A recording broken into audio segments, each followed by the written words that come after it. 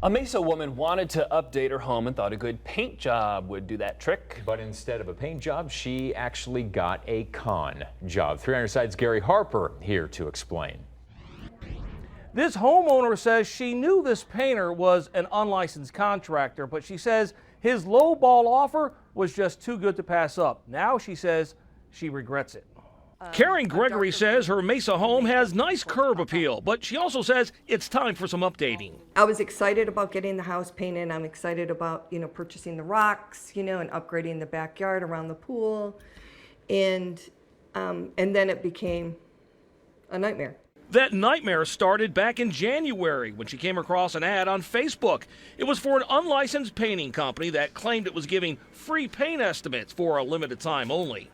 Affordable Paint Pros was the name of the company. Karen says a guy named Eric Charest, seen here from a Facebook page from years ago, and his son came out to her house and quickly drew up this sloppy handwritten estimate for $1,400 to paint her home and her block wall. She says they then demanded $700 up front to get her job started. So when they were doing the appraisal, and I kept saying, man, I'm so fearful you guys are going to rip me off. Nope. No way, man, we're not going to rip you off. We're actually from Michigan, too, which is where I was originally from. So Karen gave this $700 check to Eric Charest, who immediately cashed the check. After 3 long months, he finally showed back up to power wash Karen's house. But after that, she says he vanished with all that money and never painted anything. So she contacted 300 Side.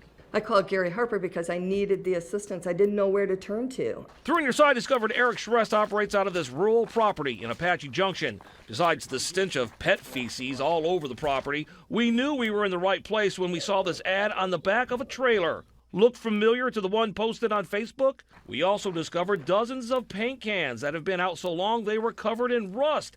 And just check out the rest of the area. Paint buckets and paint supplies everywhere. No one ever came out to talk to us, so we left business cards, and Eric Charest eventually called me back. However, he didn't give any solid reasons for failing to paint Karen's house after being paid. I paint hundreds of houses. I have police officers that are my clients.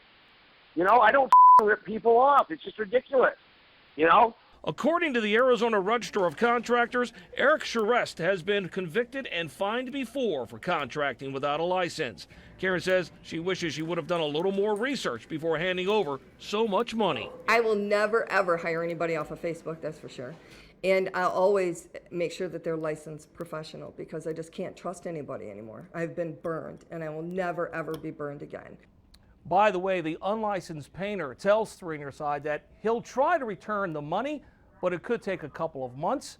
A criminal complaint has been filed by the homeowner with the Arizona Register of Contractors. I'll let you know exactly what happens with this case in a follow-up report. I'm Gary Harper, 3 on your side.